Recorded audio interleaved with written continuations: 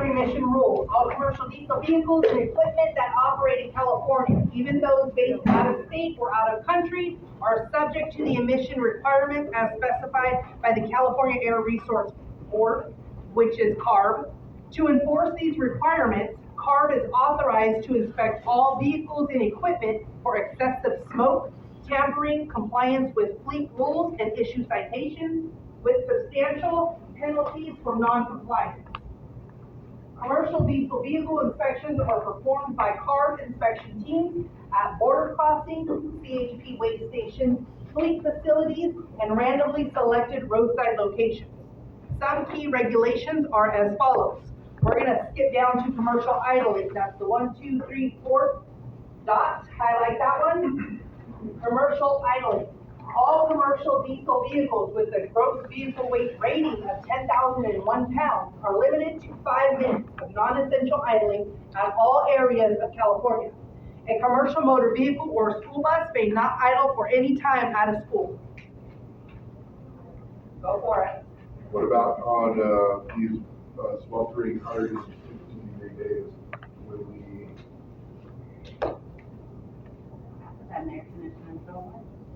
How much do you spend in the summer at Standard? It's been 118 in my bus while I'm sitting there waiting for kids. And those kids get on, and they take forever to find a seat. Hey buddy, how you been? How's school? Whole line of kids. Let's go, sit down, let's go. It's hot in here. I've been in this bus longer than you have with no air. We could have been gone already. Sitting in the bus at 118. But with death and everything else that we have to put on these things now, why are we having to restrict our idling? It is not about you, it is about those precious ones of those little babies that we pick up. You can get out. I really will stand outside. We can. I didn't make up any of these rules. I'm just telling you what the rule is. Yeah, for real. Take this gun away. All right. Any questions? Length, we're going to skip down to the next page, 1-20. Length of vehicle load, single vehicle. Highlight that one, the next page. We're already there. 1-21, what did I say? 20. All right, 1-21. We're awake. Look at that. Always best, guys. Length of vehicle, load, single vehicle. The maximum length for a single vehicle is, what do you think that bus is? The length may be exceeded by parts complying with the fender and mudguard provisions of the California Vehicle Code. Note, some vehicles are conditionally exempted from the 40-foot maximum length. For example, semi-trailer buses and house cars. The front bumper of the vehicle must not extend more than 2 feet ahead of the fender's cap or radiator, whichever is foremost.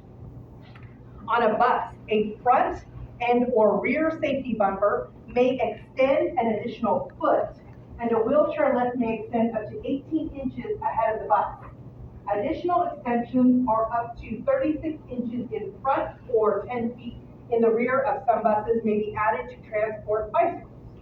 What are we talking about there? The transit buses, right?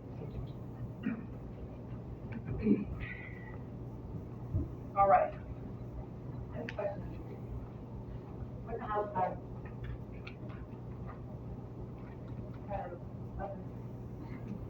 It's not for me to teach you, so we're going to move on to the next page. 1 dash.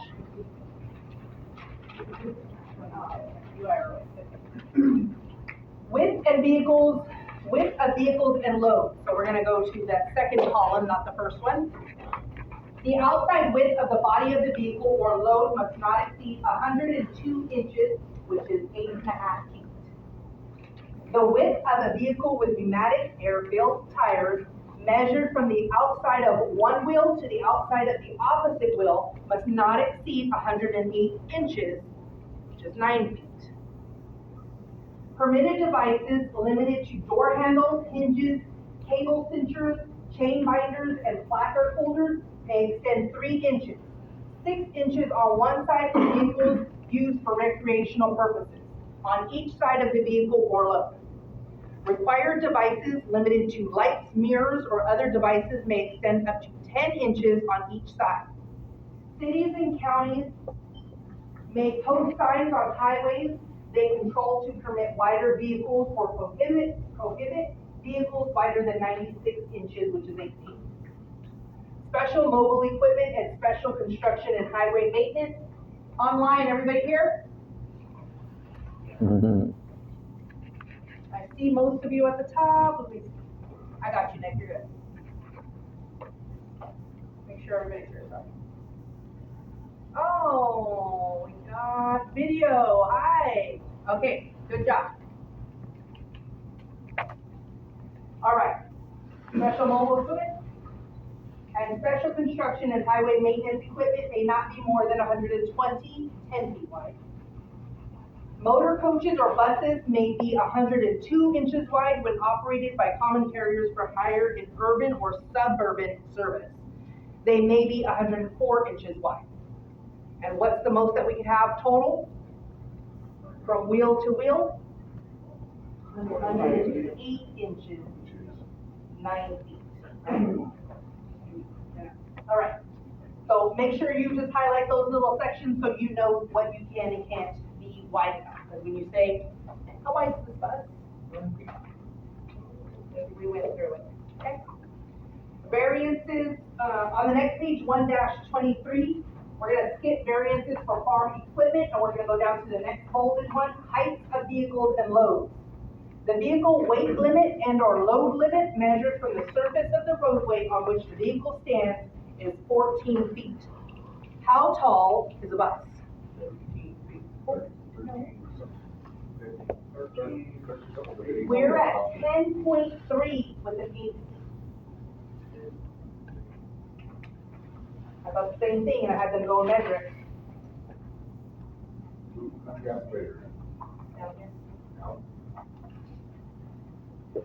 Neither here nor there. Okay. The exceptions are the double-decker buses or farm equipment with kids that sleep over the highway. So we're not going to get into that, okay? We're going to go to the next page, and the next page, 1-25, speed limit. The maximum speed limit in California is 55 miles for the following vehicles. California Vehicle Code 22406, which is maximum speed for certain vehicles. Highlight that third dot. A school bus transporting any people.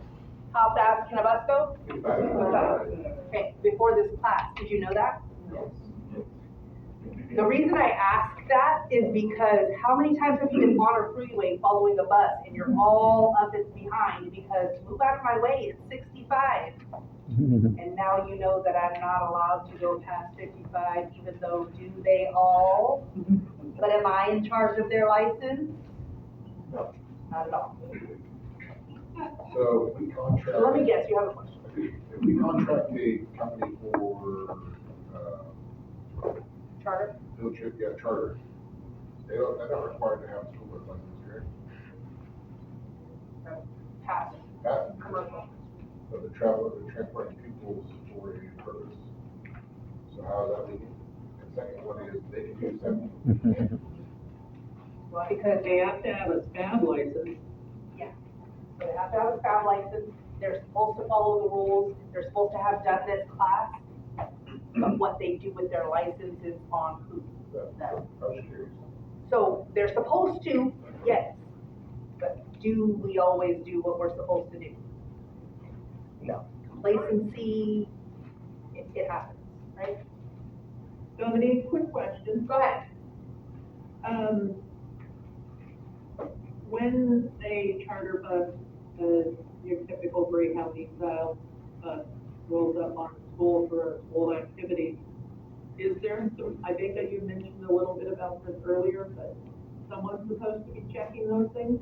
Yep, it's the school district for which hired that bus.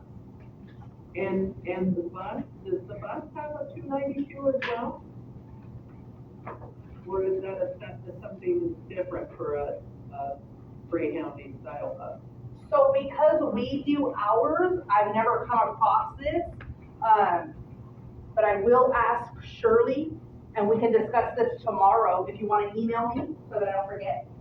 Okay. Thank Yeah, you. I have a particular company in mind when I'm thinking about this, so, No, this is good. okay, thank you. You're welcome.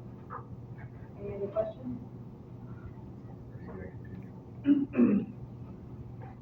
All right, we're gonna go over to the next one, which says right lane rule.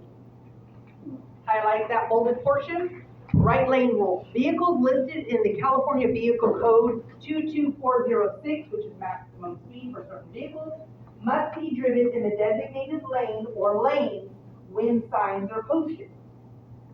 Which lane do we need to drive in? All right, so you said first two. You drive in the furthest right-hand lane, and then when you're passing, you have to pass the second right-hand lane. Yeah, but that's not the question that I want answered. My question is a little bit different. Okay.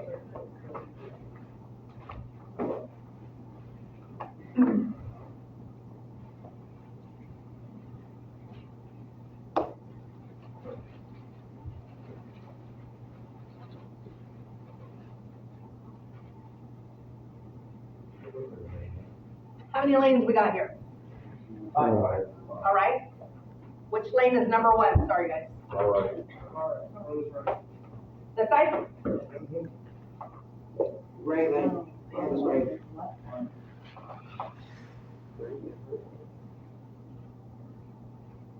So they count the median? Yep.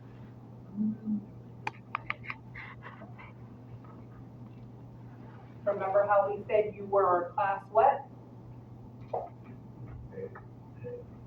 B, mostly. So even as class A, you are class A? What? What is that? You're the one that said A. Right? You asked the question. I'll be more in class B, sorry. Sorry, I was writing upside down, but okay. Did we all know that? Do we now all know that? Yes. And then when we do behind the wheel, I'm still gonna call this one the last lane because I'm talking about the first lane too, so. But you understand that now when we say, I'm calling over the radio and I'm in lane, what lane are you in? All right. Cool. Okay? So we're allowed to be inside before? Uh-huh. Those are the lanes we live in. We drive in, we pass in. How long do we wait before we pass to get back over? 200 feet, right? You can see the front bumper in your rear view mirror. You need to configure faster than 1/4 mile. Yes, so that's the second part of this. Okay, so this is the car that we're passing. How long do we wait until we start getting back over? 2 bus lanes. Two bus lanes, 2 car lanes? So we wanna be right here, or we wanna be above the number one car? Above all of them? So if I wait to be above that, do you think that car that's been up my butt the whole time is not gonna try and pass me on the right, and then now what happens? Accident. Does that make sense? So as soon as I pass this vehicle, I don't wait very long before I come back over and get back in my lane. Does that make sense? Okay, everybody on track? How about online, are we good? I don't know if you could see me. Okay, Nick says yeah, I'm going with Nick. So we go back to 2 or 1? You live in 4 or 5. No, Do pass over. Oh, sorry, okay, so when we're at one bumper, that's when I'm gonna start getting back over. Okay, so I just wrote 2 there for reference, so you can see they're not exactly accurate on where I'm. All right. See how we get sidetracked? And then you're still gonna do it the wrong way when you do the actual behind the wheel, okay? All right. When no signs are posted, these vehicles must be driven in the right-hand traffic lane or as close as possible to the right edge or curb. On a divided highway with 4 or more traffic lanes in one direction, these vehicles may also be driven in the lane just to the left of the right-hand lane. When overtaking or passing another vehicle going in the same direction, drivers of such vehicles must either use 1, the designated lane, 2, the lane just to the left of the right-hand lane, or 3, the right-hand traffic lane when such use is permitted. So sometimes it will say that truck's okay in this lane, in number 4 lane, right? So we're okay in this lane to drive, not just to pass. Then what does this become? Does that make sense? So is number 3 always our passing lane no matter what? Only when signs are erected posting that we can. Does that make sense? Everybody good? No questions? Okay. Somebody have a question? I got it. We'll say that one? So, 2-lane highway, Uh-huh. are buses allowed to pass on, like, we have the dotted line, the dotted yellow, are we allowed to pass like we were in a truck when it's safe to do so? Or how does that work? So if you can pass that car within a quarter mile, yes. Is there a bunch of traffic behind you? Is it a smart thing to do? Probably not. Are you gonna piss more people off? Yeah.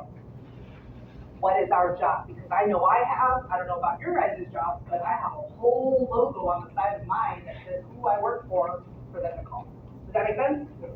So even though we're the bully of the road, which we already know we're not, we let them do what they need to do because we have to overcompensate for the you guys, okay? Do we have to do, are we a part of the pull-out? Yes. So, 3 vehicle rate? you want to talk about pull-out? All right. So, sorry you guys can't see too well, but a designated pull-out. Huh? Oh.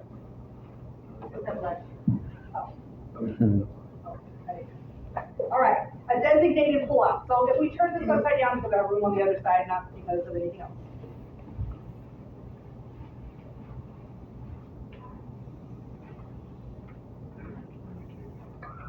Which one should we stop at? The big one? No, they didn't know what they're talking about. Mm-hmm. No. So when we're on roads that say we're going up the canyon and it's just the rock wall on the side of us, Okay. it has pull-outs. Right. Can I just use any one in my 40-foot vehicle? No. Do you think those cars are gonna honk at me because they know what is the rule? What do you guys know about pull-outs? 3 per line, just that good. It's 5. 5.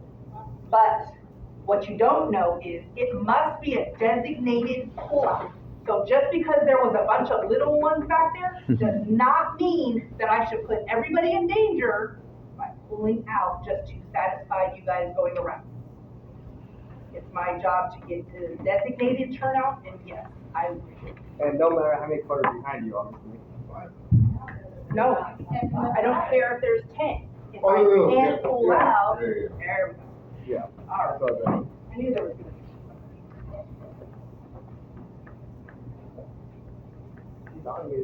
Who's wrong?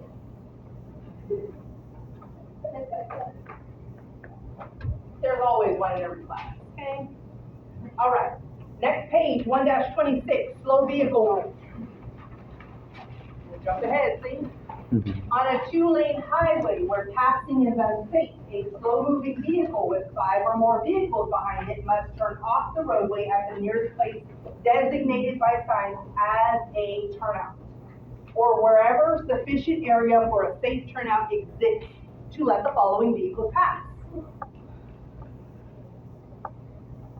Again, we are going to piss people off because they don't understand that rule. Class C drivers have a limited understanding, and what they understand is not always correct. We just heard that one person thought it was 3, one person thought it was 5. That's literally how it works, okay? We have a bunch of Class C drivers out there. Nobody knows how the bus is supposed to operate except for You. okay? Me. All right, and even we can get, come to this class once every 5 years. Do you know it all after taking this class once? I promise you, you don't. I've taught this class many times, and I'm like, where does it say that? Who said that? All the time, okay? Got into an argument with Shirley about the lanes right here.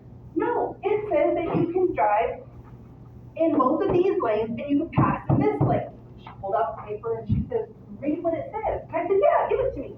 You read it, you drive in this lane and you pass in this lane, unless it's designated by that second one, right? Then we can pass in this lane. Who was wrong? You. In a heartbeat. I want to give you guys the right information, right? I have to admit when I'm wrong, right? Should I know better? No. I should.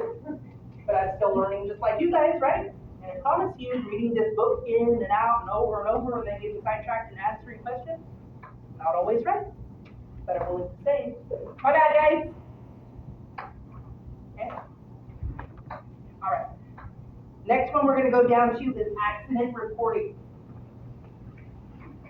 We're going to skip over hours of service because we covered more better in our book. Accident reporting. As of January 1, 2017, every driver involved in an accident which results in death, injury, or property damage over $1,000 must report the accident on a report of traffic accident occurring in California. How much damage does it take to be at $1,000? So pretty much everything you're going to report, right? Is that how it always works? No. You think someone's gonna pull it in and park it and help them with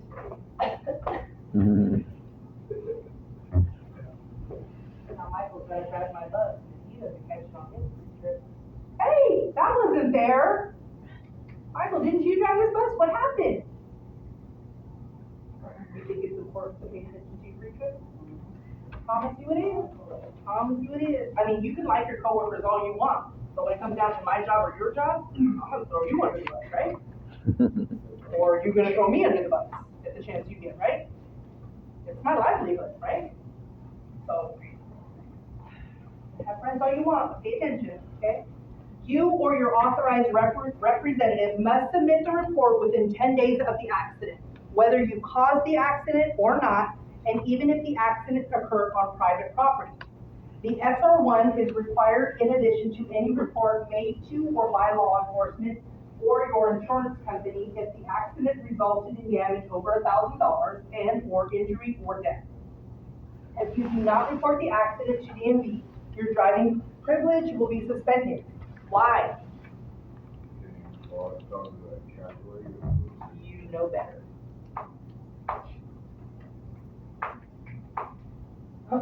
Note, CDL holders may downgrade to non-commercial DL during any mandatory suspension period in order to be eligible to obtain a restricted driver's license. In order to regain your CDL, all knowledge, skill tests, and fees will be required. That means you start over as original.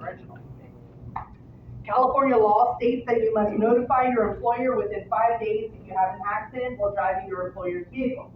However, your employer may require you to notify them immediately. Do you have any people out there that are going to let you wait 5 days? No. All right. Hours of service. We're going to skip that next page. Like I said, get into it better and all. Skip the next page. And we're going to go to 2-1. 2.1 on the driver's handbook, vehicle inspection. Why inspect? Safety is the most important reason you inspect your vehicle, safety for yourself and other road users. A vehicle defect found during an inspection could save you problems later. You can have a breakdown on the road that will cost time and dollars, or even worse, an accident caused by the defect. Federal and state laws require that drivers inspect their vehicles. Federal and state inspectors may also inspect your vehicles. If they judge the vehicle to be unsafe, they will put it out of service until it's fixed.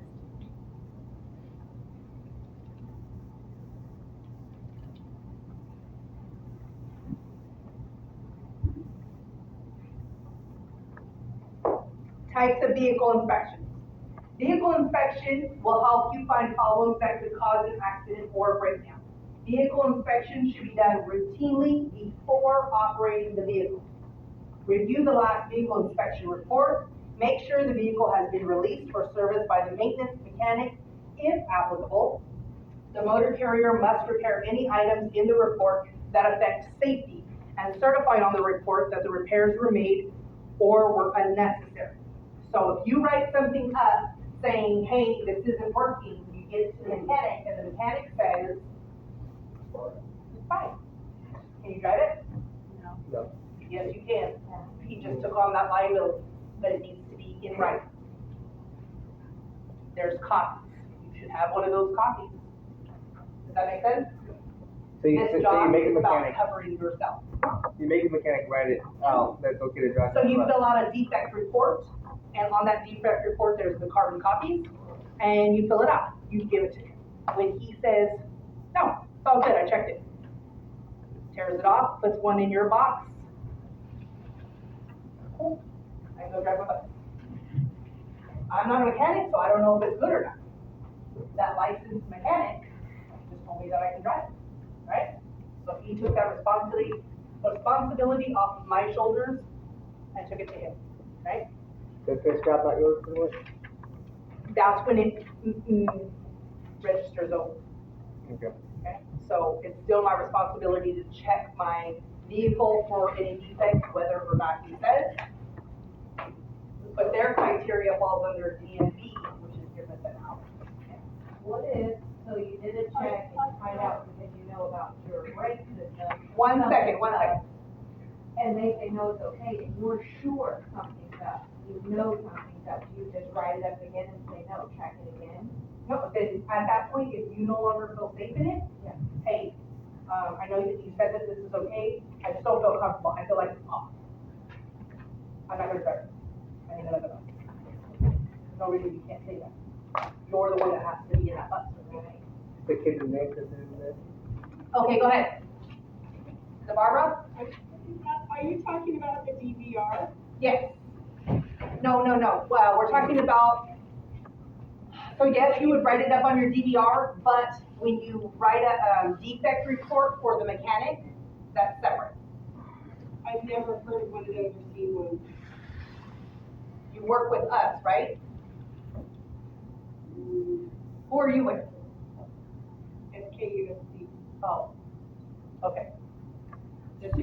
So we have a separate system where I do my DVR, I fill out my DVR, yes, everything, checkbox, everything's great. Oh, my cut-in's not at 85, right? So I take it downstairs to the mechanics and I fill out a defect report saying, hey, this bus, this many miles, my cut-in is below 85, and turn it in, leave the bus. If they give it back to me and say, hey, it comes on at 100, I'm good, right? So that's a whole separate ticket system besides my DVR. Right. Okay. I don't know if you guys have it, but I'm just explaining ours, okay? Okay.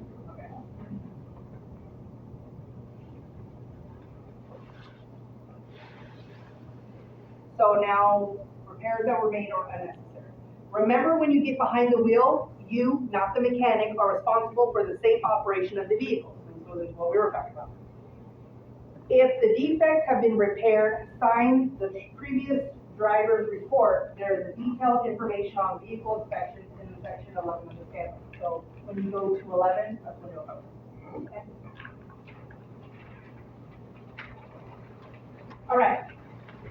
We're going to highlight all of the bold on this page, all of the dots, everything, okay? Trip inspection. For safety during the trip, you should watch your gauges for signs of trouble.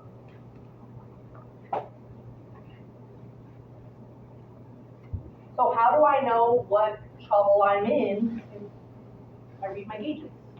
Driving down the road, what's my transmission supposed to be in? 170 to 1 degree.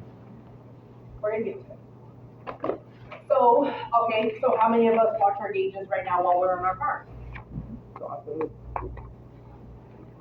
Did everybody raise their hand, or was it only us? Mhm. So if you don't, go ahead and raise your hand, just so we have an idea of how many of us that don't do that, right? Nobody wants to? No volunteers for sure. Okay, I know you're lying, but it's fine. I need you guys to understand the reality of it. Maybe today when you leave, you start glancing at your gauges so that you can get yourself used to it. Because I promise you, when you're driving this bus, was that standard? And I'm driving, and I look down at my temperature gauge for my transmission, and it's at 200. I don't drive with my bus at 200. It's never got to 200. So I pull over, and I call, and say, hey, my transmission temperature's at 200. You want me to keep driving, or do you want me to stay here? Pull over on such and such road. No, we'll send one of the guys out to you. They bring me a bus. I pre-trip it while the guys look at it and picture the bus. I come back. They say, your fan belt's broke. Had I kept driving and not been paying attention to my gauges, what would happen? Less power, regeneration. Okay? That's not So, damage. yeah, so if I'm not paying attention to these things, whether I'm male or female, it doesn't get to fall off of my shoulders because I'm female. I don't look at that. I can't afford to do that. You can't put a go card? So for those of us that don't look at our gauges starting now, you might want to think about glancing at your gauges to know what they're at normally. So that when something happens, you understand it. It's not where I normally drive at. Does that make sense? Try to help yourself get used to it now. Use your senses to check for problems. You can look, listen, smell, or feel. No? Oh. Okay, I do want you to cross out 3 of the dots. So tires, brakes, lights, and then the 3 dots under those, we don't need, so cross those last 3 out. Okay. Check these critical items when you stop. You want to check your tires, wheels, and your rims. Why would we want to check those? What's that? A whole 40-foot bus is balanced on those 4 tires, right? Okay. Brakes. Can brakes overheat? Yes. What happens if our brakes overheat? Fire. Do you catch tires? Do they work? Why don't they work? Because you're heating the air up and the air doesn't compress anymore, you can't get the brake. So for us, we have a brake chamber.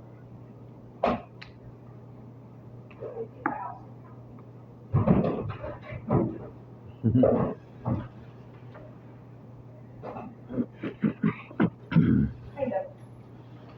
So we have a brake chamber. This part is the spring brake, okay? But I have a brake chamber, and attached to it has a push rod, and then it's attached to a slack adjuster that moves that push rod in and out. There's also supposed to be a diaphragm in here. Not in here, okay? But it's a diaphragm that gets pushed by air, okay? So push rod, slack adjuster. If that brake gets too hot, that slack adjuster is not going to be able to touch that push rod into that diaphragm, because when things heat up, what happens? So it no longer reaches. Does that make sense? So if it heats up, then we don't have. So on the grapevine, they have those hills with rocks. Really great. Or what? Lots of brakes. That means that you don't know how to work your brakes coming downhill properly. But you tested in that Class A vehicle, and somebody taught you how to work your brakes, and then you still didn't work your brakes properly, and they overheated, and now you ended up on that ramp. You know how to do transmission control? How do you do transmission control? You could speed with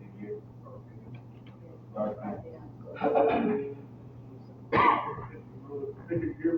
Let me see if I can go to this.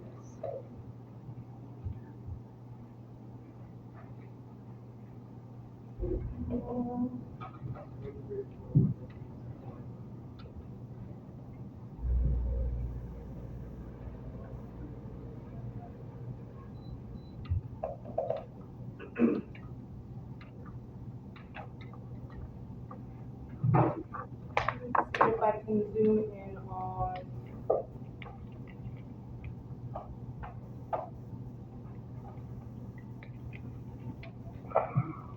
I can't, but can you guys see that board really well? No.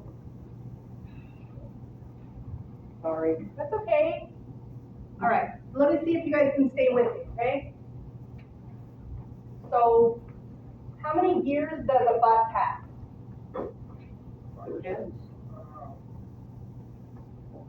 5 usually. There we go.